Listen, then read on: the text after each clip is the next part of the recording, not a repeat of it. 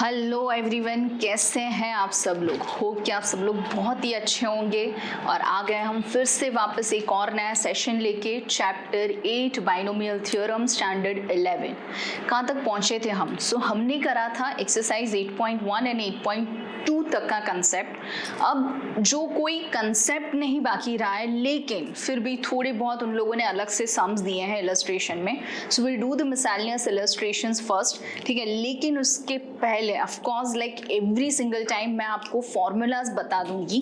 क्या है हमारी formulas? So formulas are a plus b whole raised to n is equals to, first is nc0 b raised to 0 a raised to n, second is nc1 b raised to 1 a raised to n minus 1, third is nc2 b raised to 2 a raised to n minus 2 up to the second last term। अगर मैंने लिखा ncn minus 1 b raised to n minus 1 a raised to n 1 and the last term is ncn b raised to n a raised to 0। तो हमें इतना पता है कि power of a decreases, power of b increases. जो भी combination है वो 0 से स्टार्ट होके वैल्यू इटसेल्फ तक जाएंगे। मतलब the total number of terms, अगर पावर है आपका n, so total number of terms will B n+1।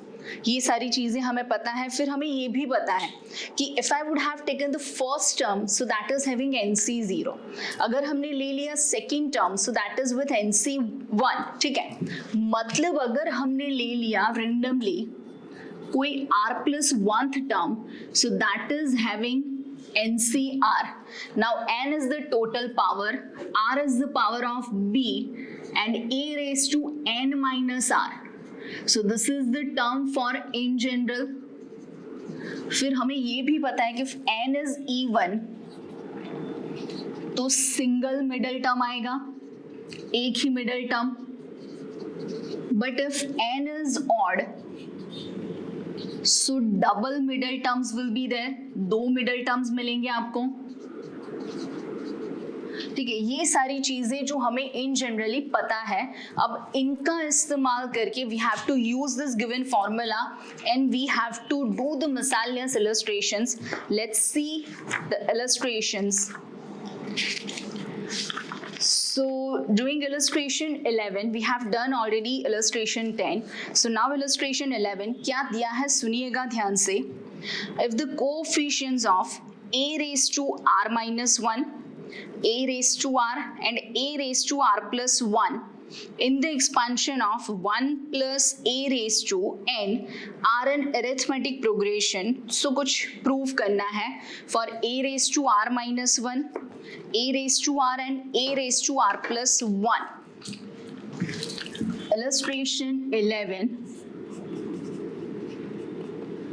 क्या दिया है आपको? illustration 11 में coefficient of a raised to r minus 1, a raised to r and a raised to r plus 1 in expansion of 1 plus a raised to n are in AP। सो हमें कुछ prove करना है। तो पहले तो आप ये सोचो कि for 1 plus a raised to n, अगर मैंने ले लिया फर्स्ट टर्म तो 1 raised to n, अगर second term 1 raised to n minus 1, third term 1 raised to n minus 2, उस तरीके से आ जाएगा। लेकिन हमें यहाँ पे पता है कि भाई 1 का पावर कुछ भी हो जाए कोई फर्क नहीं पड़ने वाला। सो जो भी फर्क पड़ेगा सिर्फ और सिर्फ a के पावर से पड़ेगा। Now a is the second term as in 1 plus a, so for the given binomial 1 is the first term, a is the second term। मतलब सारे टर्म्स में जैसे कि यहाँ पे b का पावर है, सो b के बदले यहाँ पे a दिया हुआ है, सो a raised to 0, a raised to 1, a raised to 2। तो बहुत simple, if a raised to 2 होगा ये वाले सम में, सो nc2, a raised to n minus 1 होगा then ncn minus 1, a raised to n होगा then ncn। So this are the given terms. अब हमें सिर्फ कोएफिशिएंट चाहिए। सो अगर मैंने कोएफिशिएंट लिखा for 1 plus a raised to n, nc0 with a raised to 0 up to NCR that is with a raised to r, ये हमें पता चल गया. सो नाउ कोएफिशिएंट ऑफ, आप ये सोचो, a raised to r minus 1, a raised to r and a raised to r plus 1. So coefficient of a raised to r minus 1, a raised to r and a raised to r plus 1 are कौन से होंगे अगर वो मुझे coefficient लिखने हैं. So first will be a raised to, so that is NCR minus 1, a raised to r, so it is NCR, and for the last a raised to r plus 1 which is NCR plus 1 respectively. अब ये तो सिर्फ मुझे coefficient मिले, जैसे कि मैंने पहले ही आपको बताया कि 1 का पावर मैंने नहीं डिनोट करा है because 1 raise to anything will be 1, so that is not necessary to denote every single time, वो मैंने लिखा ही नहीं है. ठीक है, अब यहाँ पे एपी का मतलब पूछा है. What is an AP? So AP is the arithmetic progression. अगर हमें ये समझना है, आप इन जनरली समझ लो कि if I am going to take 1, 3, 5, 7, तो आपको ये पता है कि that is an AP arithmetic progression, जो आप 9th 10th स्टैंडर्ड में पढ़ चुके हो. क्या है इसका मतलब? एज इन सपोज 1, 3, 5 के बारे में सोचें.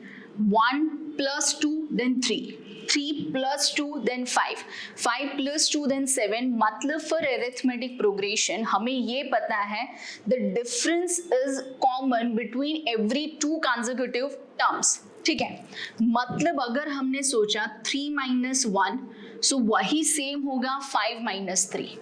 मतलब 3 plus 3 is equals to 5 plus 1, or we can say 2 times 3 is 5 plus 1. और अगर यहाँ पे हमने ए बी सी सोचा, so this is 2b equals to a plus c. This was the formula you were using in your sequence वाला chapter, जब आपको 10th standard में आया था अरिथमेटिक प्रोग्रेशन वाला. सो क्या था उसमें? Twice of the middle term is equals to sum of first and last. तो उस हिसाब से ये मेरा first term, second term, third term. So twice of middle, ठीक है, which equals to sum of first and last. तो क्या हो जाएगा यहाँ पे? ध्यान से. So twice of NCR is equals to NCR minus 1 plus NCR plus 1. ठीक है, मैंने जानबूझ के ये जो लिखा है वो आपको बाद में समझ में आएगा.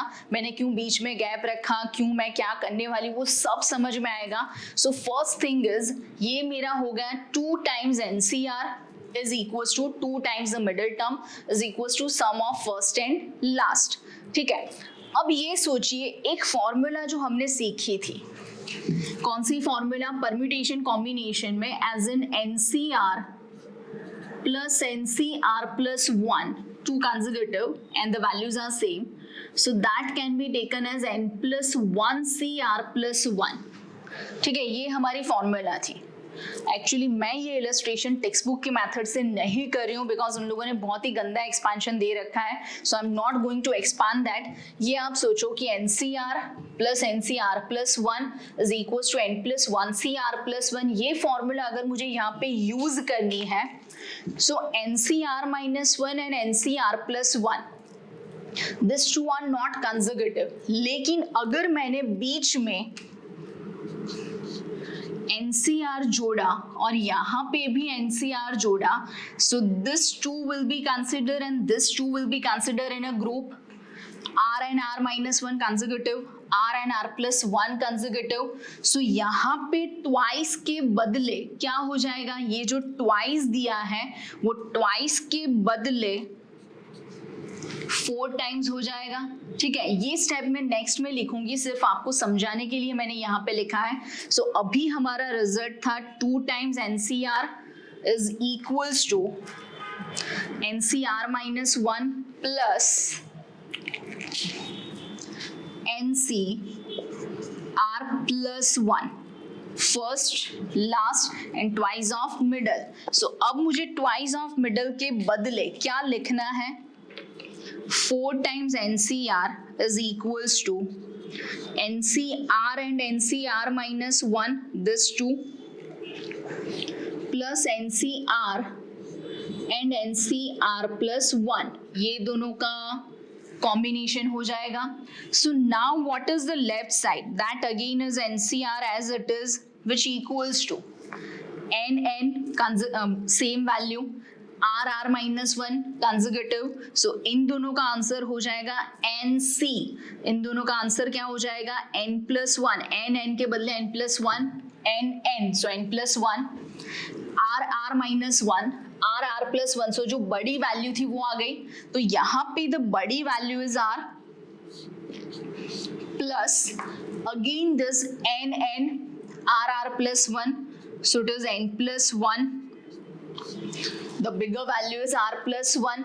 अब उस हिसाब से अगर हम यहाँ पे सोचने जाए तो क्या होगा यहाँ पे? Again N plus 1, N plus 1, R plus 1. So it is N plus 2. C, R and R plus 1. So R plus 1 is the bigger value. ठीक है, एक और बार NCR minus 1, N के बदले N plus 1, R minus 1 के बदले R, the bigger value, N. So it is N plus 1. So the larger value is R plus 1 now. Again combining this to N plus 1, N plus 1. So it will be N plus 2, R plus 1. So the bigger one is R plus 1. अब हमें क्या करना है यहाँ पे? We have to use the expansion formula. क्या होगा पहले यहाँ पे देख लीजिए आप. This is like 4 times NCR is equals to N plus 2CR plus 1. So अब हम करेंगे एक्सपांशन. कौन सी फॉर्मूला हम यूज करेंगे? तो ऑब्वियसली अब हमें पता है कि what is NCR, which is N factorial upon N minus R factorial and R factorial. ये चीजें हमें पता है. अब ध्यान से ये देखना है 4 times NCR, ये हमारी फॉर्मूला है जो हमने यूज करी है. Let me rub this because otherwise आप क्वेश्चन में कंसिडर कर लोगे.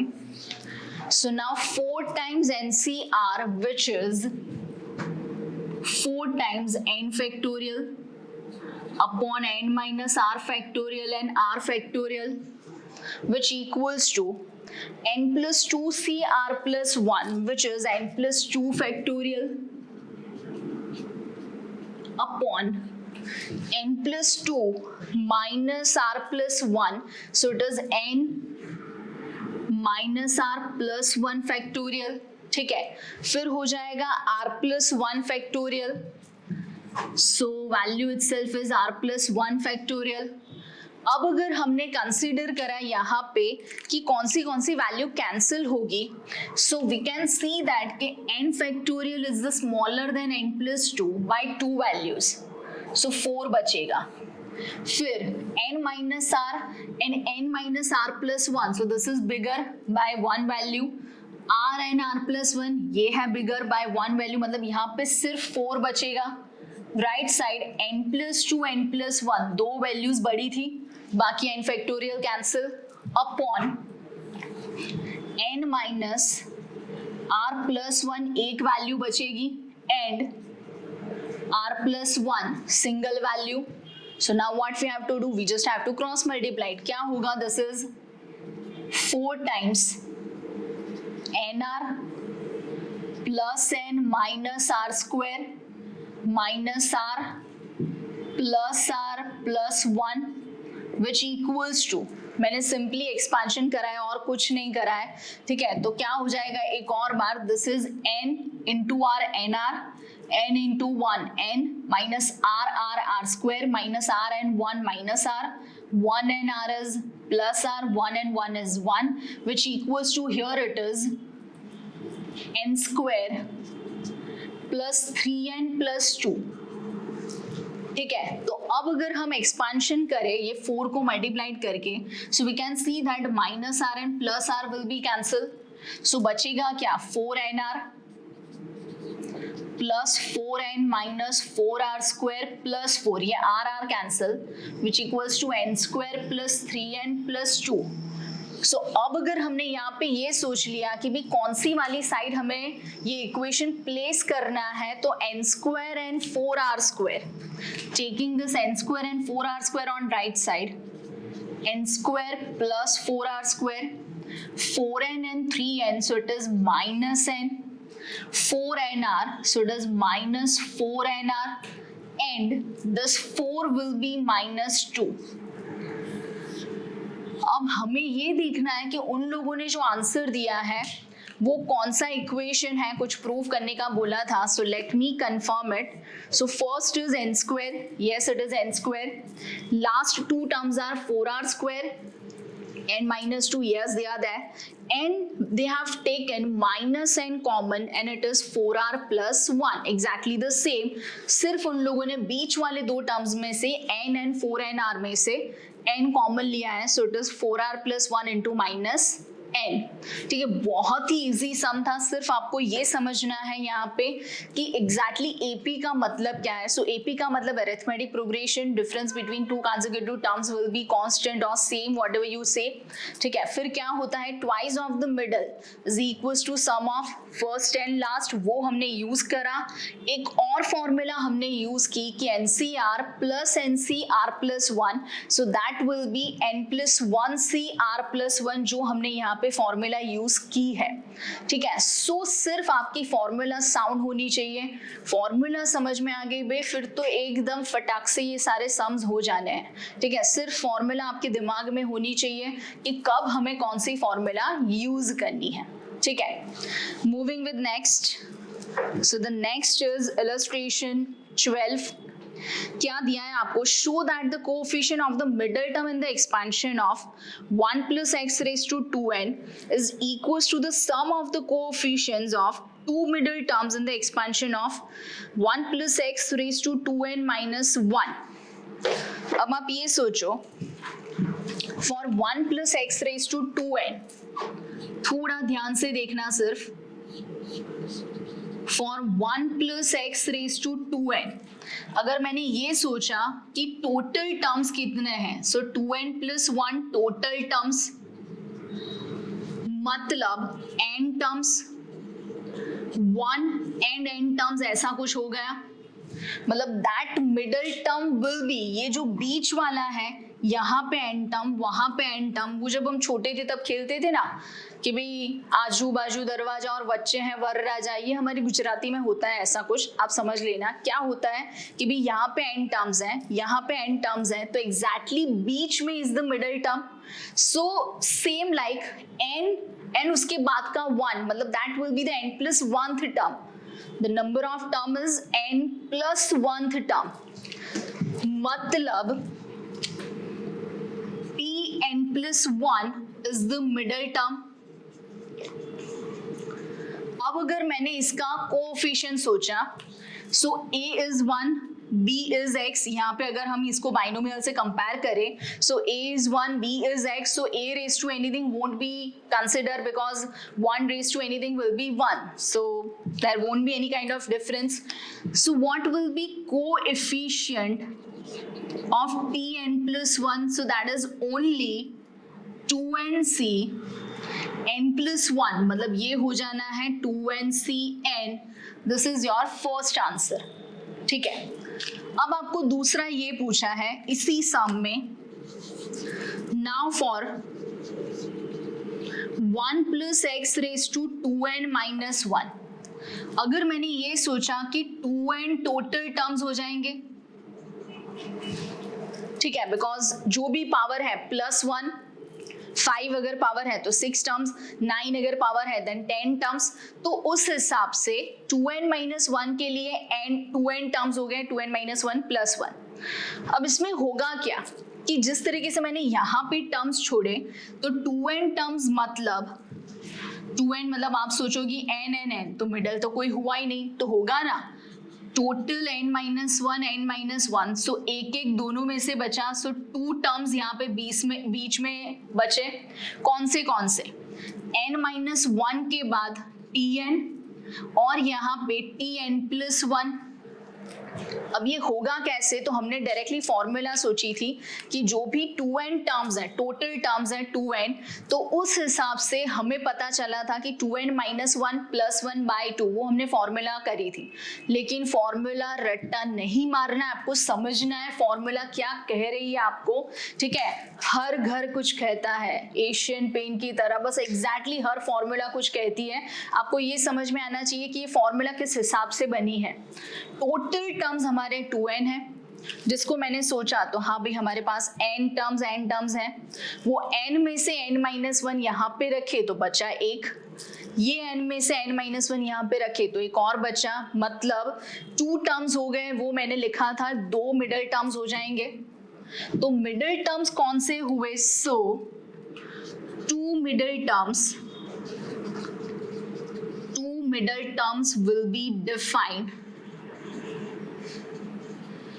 as Tn and Tn plus 1, ठीक है। अब अगर मैंने उसका कोएफिशिएंट सोचा तो इसमें भी a1 है, a की वैल्यू तो कौन है हमारी, 1 ही है दोनों में, b के बदले x है, मतलब जो भी आएगा 1 raised to anything will be 1, सो उससे कोई फर्क नहीं पड़ने वाला। सो कोएफिशिएंट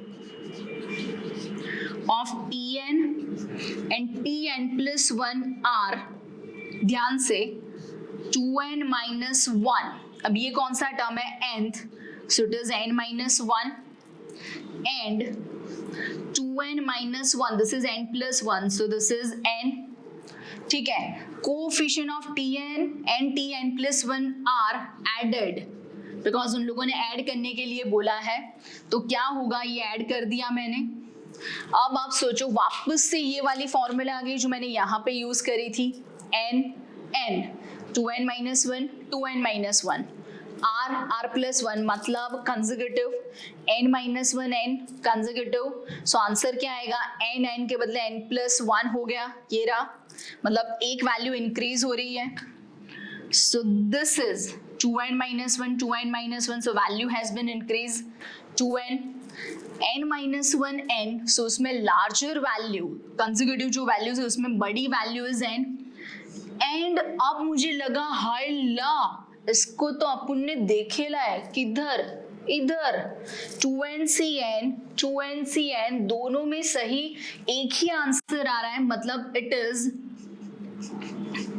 लाइक 1, मतलब coefficient of Tn plus 1 is equals to summation of coefficient of Tn and Tn plus 1, ये हमें दिखाना था, मतलब ऐसा कुछ हो गया, coefficient of x raised to n in 1 plus x raised to 2n is equals to sum of, or we can say middle term, coefficient of middle term, ठीक है, is equals to sum of coefficient of middle terms in 1 plus x raised to 2n minus 1, ये हमें करना था prove, और कुछ है ही नहीं यहाँ पे।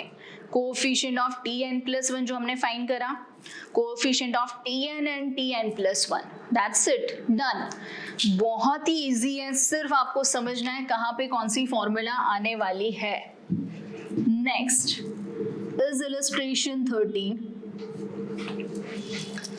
So illustration 13 says that, देखते हैं क्या है question, find the coefficient of a raised to 4, अच्छा ये सम, a raised to 4 coefficient in expansion of 1 plus 2a raised to 4 into 2 minus a raised to 5, ठीक है, यूजिंग बाइनोमियल थ्योरम। तो बहुत ही सिंपल सा सम है। पहले तो आप ये सोचो कि अगर मैंने इसको बाइनोमियल से कंपेयर करा तो वेरिएबल कोई नहीं है, सिर्फ ए गिवन है आपको, जो दिया है आपको वेरिएबल के फॉर्म में, so only one variable is there, और वो भी बी के प्लेस पे है, ठीक है। अगर मैंने इसका एक्सपांशन करा, सो नॉर्मली क्या आएगा, इसका expansion 4c0, 2a raise to 0 because 1 का पावर तो कोई मायने ही नहीं रखता। फिर आएगा 4c1 2a रेज टू 1, फिर 4c2 2a रेज टू 2। मतलब जो भी हो रहा है यहाँ पे ये एक्सपांशन में, अगर आप सोचें, मैं एक्सपांशन लिख ही देती हूँ आपको सही से, क्या होता है for this one 4c0 plus 4c1 2a plus 4c2 2 power होगा so it is 4a square, 4c3 into 8a cube and 4c4 into 16a raise to 4। ठीक है, इनटू अगर मैंने लिखा मल्टीप्लिकेशन में, सो मल्टीप्लिकेशन में अब क्या आएगा 2 माइनस a रेज टू 5, तो obviously the consecutive terms will B alternatively plus minus जो भी सारे टर्म्स हो गए, बिकॉज ऑफ माइनस a जो हमारा एक्सपेंशन होगा it will be having 6 terms, ये हमें पता है, लेकिन 3 terms will be positive and another 3 terms will be negative. Odd terms नहीं, odd combinations will be negative. मतलब किस तरीके से होगा, first is 5c0 but into 5c0 के साथ 2 रेज टू 5 तो आना ही है, minus 5c1 2 raise to 4a plus 5c2 a square and 2 raise to 3 minus 5c3 a cube and 2 raise to 2 plus 5c4 into a raise to 4 2 raise to 1 minus 5c5 a raise to 5। ठीक है, ये हमारा expansion हुआ। अब आप ये सोचो कि ये जो एक्सपांशन आपको दिया है मुझे सारे टर्म्स मल्टीप्लाइड नहीं करने हैं, अदरवाइज होगा क्या कि इसके 5 टर्म्स, इसके 6 टर्म्स, मतलब 5 into 6 total 30 terms will be there. अब ये 30 टर्म अगर हम लिखने जाएंगे तो ये पूरा बोर्ड कम पड़ेगा, तो obviously we are not suppose to do that. हमें सिर्फ इतना पूछा है कि coefficient of a raise to 4, मतलब हमें ये पूरे एक्सपांशन में से सिर्फ ऐसे ही टर्म सिलेक्ट करने हैं जिनका मल्टीप्लिकेशन हो के a रेज टू 4 आता हो। अब अगर मैंने ये फर्स्ट टर्म सोचा, इसमें चूंकि a का पावर 0 है, दिस इज 4c0, तो 5c0 में a का पावर नहीं है, यहाँ पे a का 1 नहीं चलेगा, a का पावर 2 नहीं चलेगा, दिस इज a क्यूब नहीं चलेगा, so 5c4 will be there because it already has a raise to 4, यहाँ पे a रेज टू कुछ भी नहीं है, so now terms with combinations like a raised to 0, a raised to 4, a raised to 1, a raised to 3, a raised to 2, a raised to 2, a raised to 3, a raised to 1 and a raised to 4, a raised to 0, ऐसे मुझे terms लेने हैं। ठीक है, ये जो मैंने combination आपको सिखाया, अगर पहले वाले में a रेज टू 0 है तो कंपलसरी दूसरे में a रेज टू 4 होगा, पहले वाले में a रेज टू 1 है तो दूसरे में कंपलसरी a क्यूब होगा। तो उस हिसाब से अगर हम मल्टीप्लाइड करें यहाँ पे, so terms with combination of a raise to 4 will be is equals to, ध्यान से, 4c0 with 5c4, 4c0 5c4 into 2 raise to 1 because coefficient पूछा है, सो जो a रेज टू के अलावा है वो सारे आएंगे and only coefficients we are writing. Then आएगा 4c1 a का power 1, so it is 5c3 plus and minus 4c1 5c3, this is 2 raise to 1, this is 2 raise to 2, so it is 2 raise to 3, यहाँ पे 2 raise to 1 है, यहाँ पे 2 raise to 2 है, तो हमने दोनों का मिला के लिख दिया 2 रेज टू 3। नेक्स्ट होगा 4c2,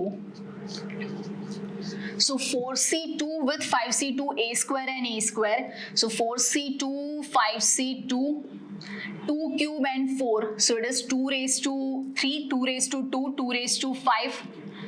ठीक है, फिर क्या हो जाएगा, अगर मैंने डायरेक्टली 32 लिख दिया है तो भी चलेगा। ठीक है, फिर आएगा माइनस ये 4c3 5c1, 4c3 5c1, यहाँ पे 8 मतलब 2 raise to 3, this is 2 raise to 4 अगर आप ये सोचो कि आपने सही लिखा या गलत, तो वो आपको पावर पर से ही समझ में आ जाएगा। दो चीज है, एक तो a⁴ मतलब 0 + 4, ये 1 3 4, ये 2 2 4 3 1 4, मतलब जो पावर है वो हमें यहाँ कॉम्बिनेशन में दिखेगा। फिर 2 का पावर चेक करो, 1 3 5 7, मतलब हम सही जा रहे हैं बिकॉज ये कुछ रिलेशन में हो रहा है। Next is still 1 term is remaining, यहाँ पे आएगा 4c4, सो 4c4 into यहाँ पे आएगा 5c0, this is 16 2⁴, this is 2⁵, so it is 2⁹ ठीक है। सो अब मुझे करस्पॉन्डिंगली वहां पे भी अगर आप ध्यान से देखें तो 4 and 0 4 हो रहा है, मतलब 2⁻² का भी रिलेशन है, 0 4 1 3 2 2 3 1 4 0 सारे पावर का भी रिलेशन है। सो क्या आना है यहाँ पे, 4c0 is 1 into 5c4 is 5c1 which is 5 into 2, ठीक है। मैंने सिर्फ एडिशन वाले टर्म्स पहले लिखने हैं, so first third fifth, subtraction वाले बाद में लिखेंगे। What is 4c2? 4c2 is 6, 4 into 3 by 1 and 2, so that is 6. 5c2 is 5 4 upon 1 2 which is 10, 10 into 32 2⁵, plus 4c4 is 4c0 which is 1 into 5c0 is 1 into 2⁹ is 512, ठीक है। 2⁹, yes, 2⁻10 is 1024, so it is 512. Next आएगा negative वाले terms. सो अगर negative वाले terms लिखे, दो terms negative है, 4c1 is 4, 5c3 is 5c2 which is 10 into this is 8, then आएगा 4c3 वाला, so 4c3 is again 4, 5c1 is 5 and 2⁻7 is 128, 2⁻7 is 128. so next will be, देखते हैं क्या होता है यहाँ पे, समेशन और सब कुछ। this is 10, 32 6 180 plus 12 192, so it is 1920. 32 6 30 6 will be 180, 2 6 12, so 180 plus 12 192 and 0.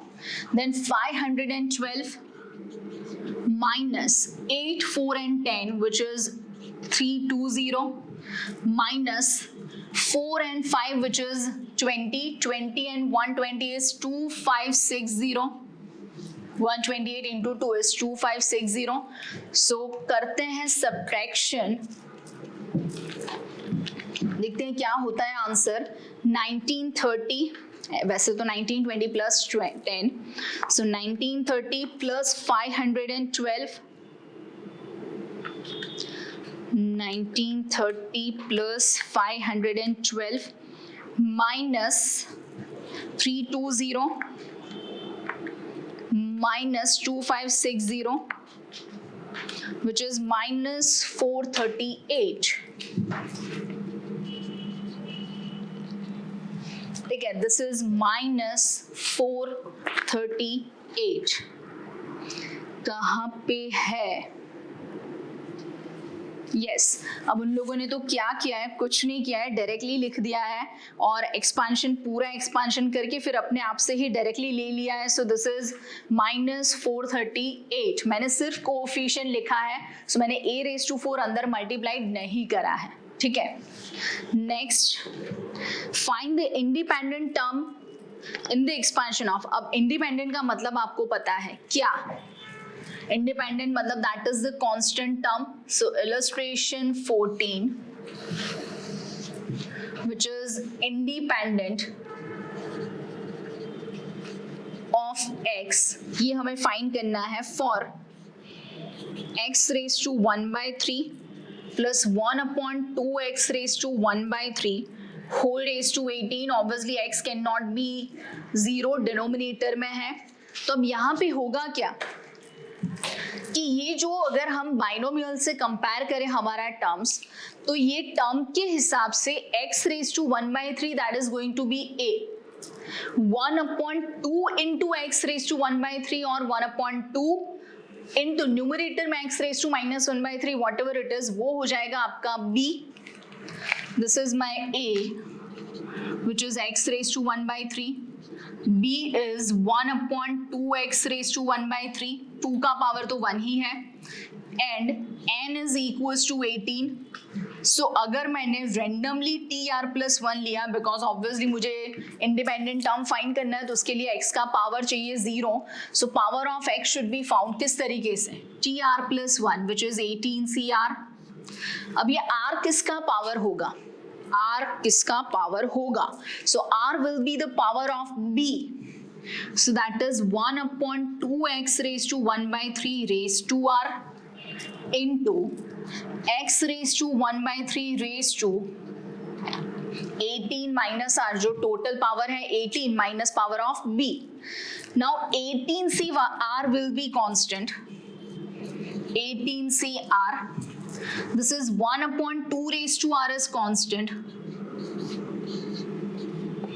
Into this is x raised to minus r/3, numerator में जाएगा. So x raised to total 18/3 is 6 minus r/3 minus r/3. So now this is the index of x, मतलब power of x. अगर हमें चाहिए independent term,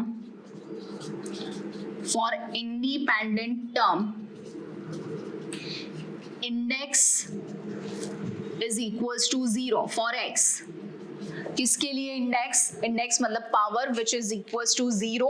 अगर हमने power को compare करा 0 से, सो 6 minus 2r/3, वहां पे मैंने कंपेयर करा 6 minus 2r/3 which equals to 0.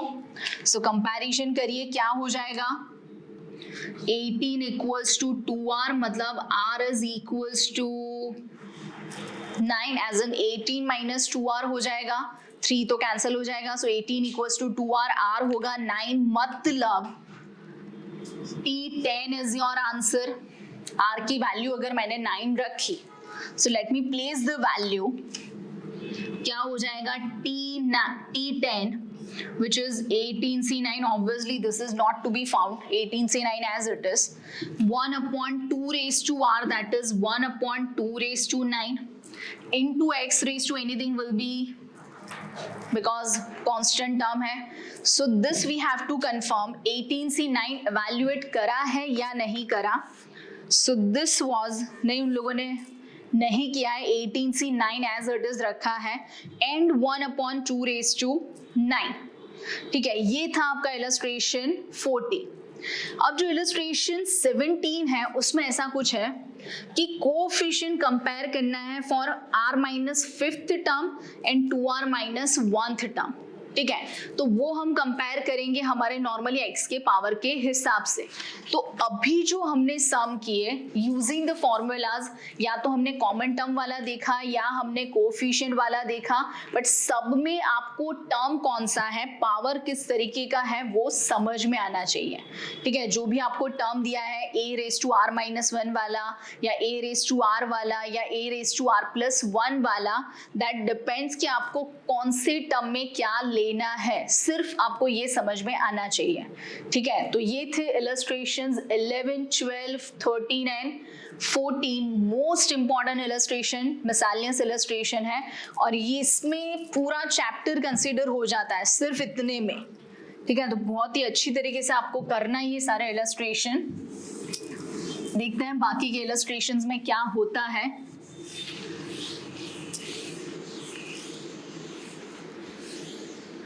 देर न हो जाए कहीं, देर न हो जाए, आजा कि मेरा मन घबराए. देर न हो जाए कहीं, देर न हो जाए, रास्ता रोक कभी काले घटाए, हीरा डाल कभी बंद हवाने, बच चमक के लगी आँखें दिखाने, बदले कैसे किसे तेवर फसाने, सारे वादे रात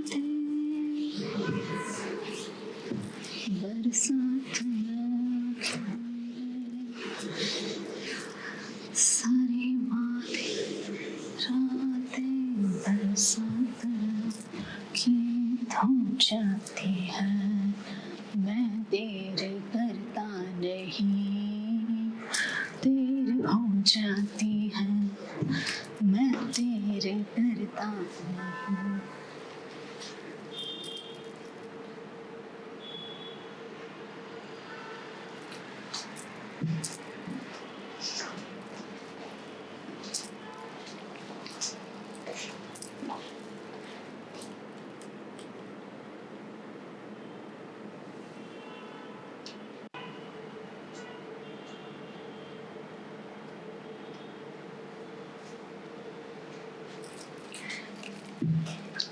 तो अभी हमने देखे इलस्ट्रेशंस, कौन से देखे हमने 11 से लेके एक्चुअली 10th हमने कर लिया था। So we have seen illustration 11 to 14। Most important illustration है हमारी ये चैप्टर के, ठीक है। So the next illustration is 16, 15 भी हमने करा, ठीक है। सो इलस्ट्रेशन 16 क्या पूछा है, ये भी अच्छा है। The sum of the coefficient, sum of the coefficients of the first three terms in the expansion of first three terms, और उसके coefficient का sum पूछा in the expansion of x minus 3 by x square raised to m। Illustration 16, which is sum of coefficient of first three terms in expansion of, the binomial is given as x minus 3 by x square whole raised to m is 559. Then we have to find out the term of the expansion with find term with x cube, that we have to find out। बहुत ही simple सम है, लेकिन जो question दिया है वो question आपको सही से समझना पड़ेगा। क्या दिया है आपको, sum of the coefficient of first three terms पूछा है। तो अगर अब मैंने फर्स्ट थ्री टर्म्स के लिए सोचा, पहले तो for T1, so of course that is with MC0, ठीक है। अगर मैंने T2 लिया, so that is with MC1, and then if I would have taken T3 which is MC2, x का पावर तो वैसे भी मुझे नहीं चाहिए, लेकिन यहाँ पे हम लिखेंगे पहले।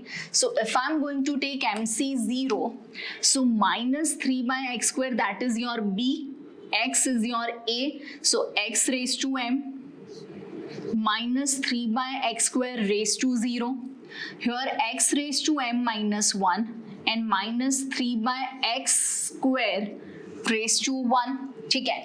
सेम वे अगर यहाँ पे हमने लिया x raised to m minus 2, because power of a, x is your a and minus 3 by x square is your b, so power of a decreases, power of b increases, which is minus 3 by x square raised to 2, ठीक है। तो अब इन सब में से मैंने x के power के अलावा, so actual coefficients of three terms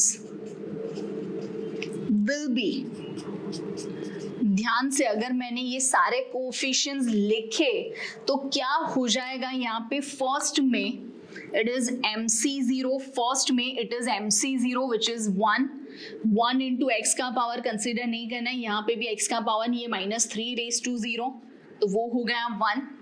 second में it is MC1, so m into x raised to cancel, minus 3 raised to, so it is minus 3m, and अगर हमने लास्ट लिखा तो लास्ट में it is MC2 into minus 9, ठीक है। अब आपको ये पूछा है कि सबका समेशन होके sum of the coefficient of first three terms, sum of all three coefficient that equals to 559, ठीक है।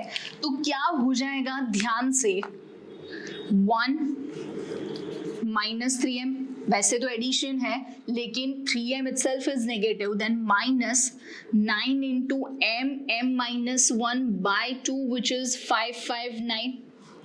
ठीक है, क्या करा मैंने, mc2 which is m minus 1 upon 1 and 2, मतलब स्टार्टिंग विथ m दो वैल्यूज हमने लिखी और वो भी डिक्रीजिंग ऑर्डर में, ठीक है, consecutive, so m minus 1n by 2.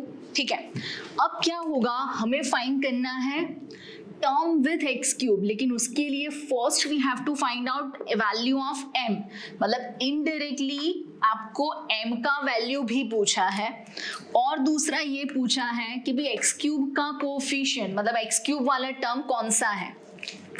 So now this is, if I am going to take LCM, so this is 2 minus, यहाँ पे होगा 6m minus 9m into m which is 9m square, 9m into minus 1 minus 9m and minus, so plus 9m which equals to, अगर यहाँ पे 559 into 2 हम कर ले, 559 into 2 which is 1118, ठीक है, 1118, taking the terms on the right side because m square negative है यहाँ पे, so अगर मैंने m square वाला term right side ले लिया, so it is 9m square minus 6m plus 9m, so it is 3m, so it is minus 3m, 1118 and 2, so it is 1116 which equals to 0. ठीक है, अब 1116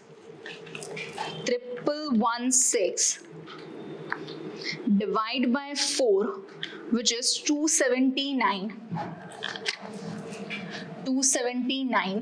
divide by 9 which is 31 9 4 and 9, because 1116 it is 279 and 4, so 279 is 31 9s and 4 and the first value is 9. अब यहाँ पे अगर हमने terms सोचे तो क्या हो जाएगा, टर्म्स के लिए रिस्पेक्टिवली दिस इज 3 into 3, ठीक है, सो 31 3s अगर हम यहाँ पे सोचे, सो 31 3s वो क्या हो जाएगा 63, then this is 36 3s, so 36 3s अगर हमने देखा, so 36 3s will be 108, ठीक है, अगर यहाँ पे this is like 18 3s and then 2 31 4s is यहाँ पे हमें करना पड़ेगा स्प्लिट, सो हम डायरेक्टली फैक्टर्स देख ही लेते हैं क्या होता है आपका फैक्टर. ठीक है, इक्वेशन सही है क्या हमने जो लिखा है, yes it is 1 minus 3m plus 9m plus 9m, because मैंने -3 whole square which is plus 9m factors में, so now this is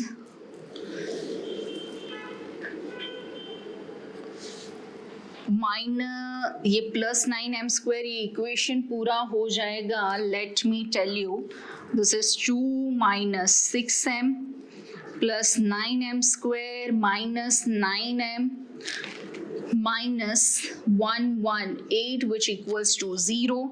So this is 9m square minus 15m. अब वो डायरेक्टली फैक्टराइज हो गया है जो यहाँ पे नहीं हो रहा था.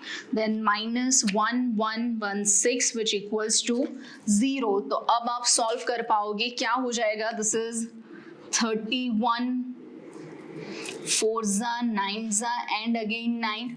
So 31 into 3, 4 into 3 into 9, so 31 and 3 यहाँ पे फैक्टराइज में 9 and 9 81 and 31 4s, so 31 3s and 3s, 4 9s 36, 36 3s is 108. ठीक है, फैक्टराइजेशन अगर यहाँ पे हम देखें सो 1116 1116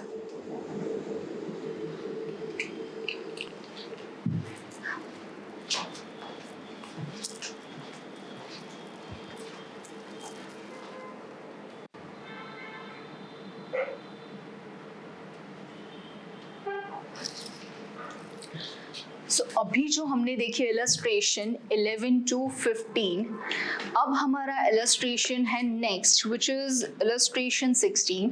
क्या दिया है? उसी टाइप का है, कुछ टर्म का कोएफिशिएंट है, ऐसा कुछ है। क्या है? Sum of the coefficient of first 3 terms, मतलब first second and third term, उसके कोएफिशिएंट के लिए पूछा है। And in the expansion of कुछ टर्म दिया है x minus 3/x² raise to m। पहले इतना क्वेश्चन लिख लेते हैं। This is illustration 16। इलस्ट्रेशन 16 क्या दिया है यहाँ पे कि sum of coefficient of first 3 terms in expansion of x minus 3/x² raised to m is 559। So इसका मतलब है ऑब्वियसली हमें m फाइंड करना पड़ेगा because m is the known value. लेकिन ऐसा भी पूछा है कि find term with x raised to 3, मतलब m फाइंड करने के बाद which term is having m raised to x raised to 3 वो भी हमें फाइंड करना है। तो अब यहाँ पे होगा क्या कि जैसे कि अगर मैंने लिखा for x minus 3/x² raised to m, अगर हमने t first, t1, t2 and t3 लिखा, so t1 is having combination of 0, this is having combination of 1 and this is having combination of 2, so mc0, mc1, mc2। now 0 that is the power of b, so b तो हमें mention नहीं करना है यहाँ पे। अगर हम देखें तो a is x, b is minus 3/x², so a raised to मतलब x raised to m, here x raised to m minus 1 and x raised to m minus 2। Coefficient है तो x का तो मतलब है नहीं। यहाँ पे होगा minus 3/x² का power 0, minus 3/x² power 1 and minus 3/x² power 2। अब इन तीनों के कोएफिशिएंट का sum of coefficient of above 3 terms is equals to, ध्यान से अगर हम देखें फर्स्ट में coefficient, so mc0 is 1, anything raise to 0 is 1, x raise to m मुझे लेना नहीं है बिकॉज कोएफिशिएंट पूछा है, सो इट इज 1। यहाँ पे -3 raise to 1 is -3, x raise to का कोई मतलब नहीं है, सो आएगा mc1 is m, then -3 raise to 2 is 9, बचेगा mc2 which is mc2 अगर मैंने लिखा सो mm minus 1 upon 2 which equals to 559 ऐसा दिया है। अब अगर यहाँ पे मैंने थोड़ा और सिंप्लीफिकेशन करा तो क्या हो जाएगा, by taking 2 as an LCM, so it is 2 minus 6m plus 9m² minus 9m minus 1118 which equals to 0। 559 into 2 मतलब 1200 में 2 कम बिकॉज 600 में हो गया, तो उस हिसाब से क्या हो जाएगा यहाँ पे, this is 2 minus 6m 9m² तो ऑब्वियसली 9m² आएगा, ठीक है। This is 9m² minus 9 minus 6 which is minus 15m, 1118 and 2, so it is minus 1116।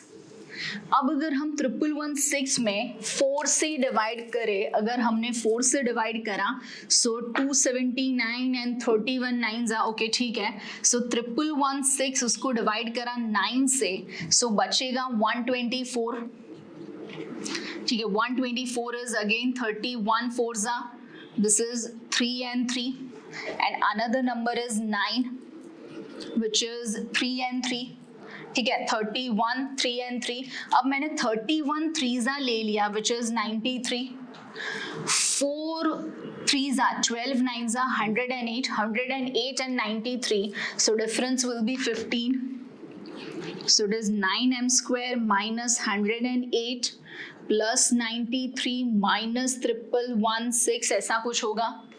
सो अब अगर मैंने यहाँ से कुछ कॉमन लिया सो 9m कॉमन, m minus 12, ठीक है। यहाँ पे क्या बचेगा 93 अगर यहाँ पे हम कॉमन ले लेते हैं, ठीक है, सो 93 अगर यहाँ से कॉमन हो जाएगा तो यहाँ पे बच ये 1116 m माइनस 12 तो मुझे चाहिए, सो 1116 divide by 93, so that is 12, yes मतलब सही है। सो उस हिसाब से 93 कॉमन, यहाँ पे हो गया 9m, so 9m minus plus 93 which equals to 0। अब नॉर्मली हम जो पावर सीख रहे हैं इस वाले चैप्टर में, बाइनोमियल वाले चैप्टर में, एक्चुअली पावर तो कुछ भी हो सकता है, लेकिन हमने जो पावर सीखे हैं वो पावर हम नेचुरल नंबर्स के फॉर्म में ही सीख रहे हैं बाइनोमियल अभी। मतलब this value is not possible, minus 93/9 is not possible, fraction है, नेगेटिव है, सो it is not possible. So m is 12, fraction negative, not possible. मतलब अब अगर हमें इतना समझ में आ गया है कि m की वैल्यू 12 है तो हमें चाहिए टर्म विथ x क्यूब, तो उसके लिए हमने अगर ऐसा सोचा tr+1, ऑब्वियसली हमें ये नहीं पता कौन से टर्म में x क्यूब है, so for tr+1 m is 12, so it is 12cr, जो भी टर्म है उससे कम, so it is 12cr, then r is the power of b which is minus 3/x square raised to r and x raised to, अगर हमने यहाँ पे compare करा तो x raised to क्या आ जाएगा 12, ये 12, ये r यहाँ पे पावर हो गया, so this is 12 minus r, ठीक है। यहाँ से अगर हमने x का पावर सोचा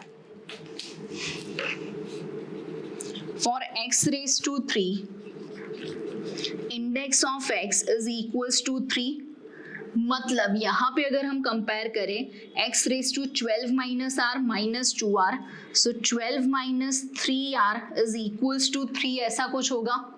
ये मैंने कंपेयर करा, minus 2r minus r, 12 minus 3r, so 3r is equals to 9, so value of r is going to be 3। तो क्या हो जाएगा term with r equals to 3, so tr+1, ये हो जाएगा आपका t4। यहाँ पे हम फाइंड करें अगर t4 तो क्या होगा, ध्यान से 12c 3 into minus 3/x square raise to r, लेकिन मैं सिर्फ minus 3 raise to 3 into x का जो भी पावर है वो तो हमने 3 से ही कंपेयर करा था, सो it is x cube. Now 12c 3 is 12, 11 10 upon 6, this is minus 27, ठीक है। सो 12 11 10, अगर हमने 6 कैंसिल कर लिया, so this is 220 into 27, 220 into 27 which is 5940, ठीक है, this is minus 5940x cube, this is the required answer, ठीक है। ये आपको पूछा था टर्म विथ x क्यूब, सो अगर कोफिशिएंट पूछा होता तो माइनस 5940, अगर ऐसा पूछा होता कि भी कौन सा टर्म है देन फोर्थ टर्म, अगर ऐसा पूछा होता value of m then m equals to 12, ठीक है। Next which is if the coefficient of r minus fifth term illustration 17, coefficient of r minus fifth is equals to coefficient of 2r minus 1th term in expansion of, क्या पूछा है expansion आपको 1 plus x raised to 34, ऐसा कुछ पूछा है। अब आप ही सोचो कि 1 plus x raised to anything, तो जो भी टर्म्स है सारे टर्म्स में 1 का पावर कुछ भी हो जाए, हमें तो पता ही है कि वो 1 ही होगा, मतलब that won't make any kind of difference. अब अगर बाकी के बारे में सोचे तो फर्स्ट में x raise to 0, x raise to 1, x raise to 2 continuously ऐसे चलेगा। मतलब अगर NCR so compulsory x raise to r, NC2 compulsory x raise to 2, तो उस हिसाब से now given is that, now given coefficient will be, जो दिया है उस हिसाब से 34C r minus fifth term, मतलब उससे एक और कम, सो r माइनस 6 हो जाएगा। जो भी आपको नंबर ऑफ टर्म दिया है उससे एक कम, अगर आपको ऐसा पूछा होता T5 तो NC4, T6 NC5, जैसे यहाँ पे T4 था 12C3, so R minus 5 minus 1, similarly here it is, बाकी का तो 1 है, x है, वो कोएफिशिएंट में आएगा नहीं। Then 34C 2r minus 2।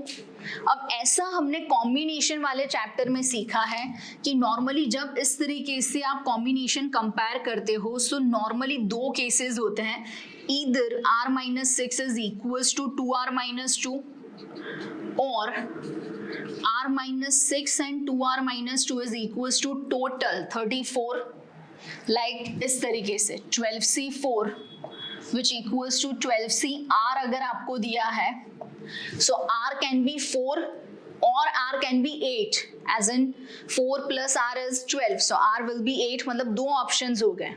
तो उस हिसाब से यहाँ पे अगर हम देखें, so 2r and r, so यहाँ पे हो जाएगा माइनस r, अगर कंपेयर करें so r is minus 4, now which is not possible, obviously negative नहीं होता, ठीक है। तो यहाँ पे क्या हो जाएगा, this is 3r is equals to 42 because 8 and 34 42, so r is equals to 14।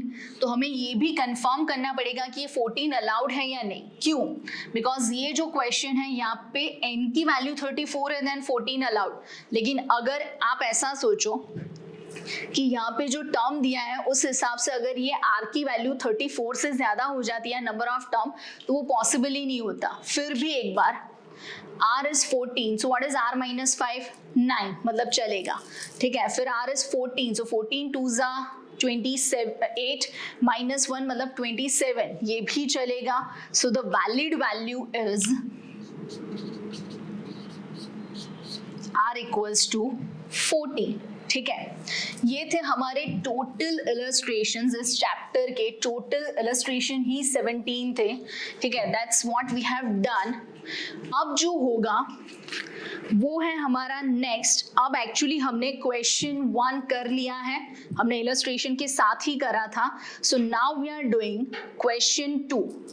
क्या दिया है आपको, find a if the coefficient of x square and x cube in expansion of 3 plus ax raised to 9. Exercise 8. Question 2. Coefficient of x square and x cube are equal in 3 plus ax raised to 9. अब ऐसा सोचिए कि a की value जो मुझे find करनी है, तो obviously a is a value, मतलब वो वेरिएबल नहीं है, a की कुछ तो वैल्यू मिलेगी। अब वैल्यू के हिसाब से, जैसे कि a में जो हमारा बाइनोमियल है, वो बाइनोमियल की कंपैरिजन अगर मैंने इस तरीके से करी कि for a plus B raise to 9, सो a is 3, b is ax, मतलब x का पावर होगा उस तरीके से टर्म में हमारा क्या होगा, टर्म में कॉम्बिनेशन, मतलब NC 0 तो ax raise to 0, NC 1 ax raise to 1, उस तरीके से। So now for coefficient of x square is equals to coefficient of x cube. So for x square it is 9c2, for x cube it is 9c3. Now 2 is the power of ax, मतलब into a square, coefficient पूछा है तो x तो लिखना नहीं है, into 3 raised to 9 minus 2 which is 7 because total power is 9. Similarly, here it is 9c3 ax cube, लेकिन x cube लिखना नहीं है, so it is a cube into 3 raised to 6 because the total power is 9. Now what is 9c2, which is 9 8 upon 1 and 2, so that is 36. 72 by 2, so it is 36 into a square and a cube, so that will be cancelled out, into this 3 raised to 7, 3 raised to 6, so 3 raised to 1 will be there. 9c3 is 9 8 7 upon 1 2 3 6, so 2 and 8 4, 2 cancel, मतलब cancel करके 3 and 3 cancel, so 12 7s are 84 into this is a because a square and a cube. So what is your a? So a is 36, which is 12 into 9, and this is 12 into 7, 84. ठीक है, तो उस हिसाब से a is 9 by 7. Let me confirm the answer. Exercise 8, question 2. Exercise 8, question 2. Yes, they have given the answer is 9 by 7. ठीक है, एक और सम which is जो है 5th वाला, वो एक्चुअली इलस्ट्रेशन जैसा है जो हमने करा था, √3 plus √2 raised to 6. Question 5, √3 plus √2 raised to 6 and √3 minus √2 raised to 6. अब आप ही सोचो यहाँ पे कि जैसे कि हमें ये पता है कि सपोज ये वाला टर्म था, सो नेगेटिव वाला मतलब नेगेटिव की वजह से odd combinations will be negative, मतलब यहाँ पे सारे पॉजिटिव, और कॉम्बिनेशंस नेगेटिव, लेकिन ड्यू टू नेगेटिव साइन, वो जो आगे नेगेटिव साइन है उसकी वजह से होगा क्या, यहाँ पे ध्यान से देखिएगा कि इसके ऑड कॉम्बिनेशंस पॉजिटिव हो जाएंगे लेकिन इवन कॉम्बिनेशंस नेगेटिव. सो यहाँ पे all positive minus odd negative, but minus odd negative की वजह से this is 2 times odd combinations,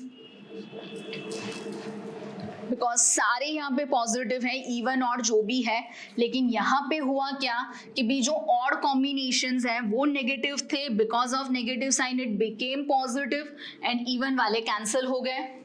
so now this is 2 times 6c1 वाला टर्म, 6c3 वाला टर्म एंड 6c5 वाला टर्म होगा.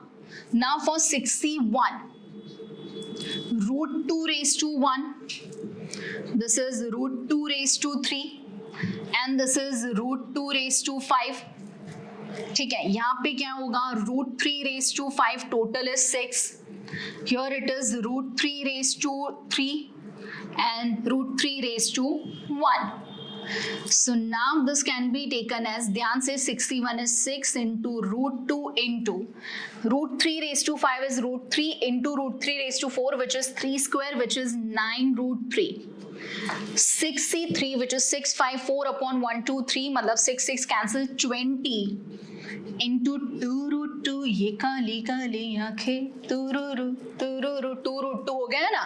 Then √3 raised to 3, which is 3 √3 plus 65 again is 6 into √2 raised to 4, which is 2 raised to 2. ठीक है ना, √2 raised to 4 मतलब 2 raised to 2, which is 4 into √2 into √3.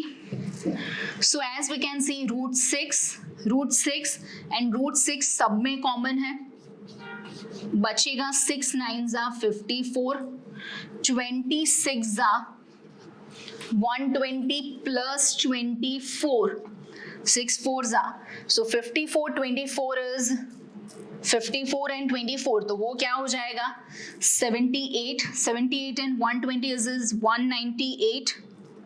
So 2 into 198 into √6, which is 396 √6. हम करेंगे confirm 396 into √6, which is question number 5. Question number 5, yes 396 into root 6। तो ये थे हमारे इलस्ट्रेशंस के साथ साथ क्वेश्चंस। कौन से करे हमने? Question 2 and question 5 already we have done question 1। So exercise 8 के ऑलमोस्ट हमारे 3 क्वेश्चंस हो गए, बाकी के क्वेश्चन हम करेंगे, लेकिन अगर अभी खत्म करें तो ये लेक्चर बहुत ही लंबा हो जाना है। तो obviously will do it next time. आपको सारी फॉर्मूला वापस से सही से लिख लेनी है, अच्छी तरीके से लर्न करनी है, रट्टा नहीं करना है, समझना है। तो मिलेंगे एक और नए सेशन में, probably the last session of this chapter. उसके बाद के चैप्टर्स तो आएंगे ही, लेकिन इस चैप्टर का लास्ट सेशन होगा नेक्स्ट लेक्चर। सो मिलेंगे नेक्स्ट सेशन में, तब तक के लिए खुश रहिए, हंसते रहिए, मस्त रहिए, स्वस्थ रहिए, पढ़ते रहिए। आवजो।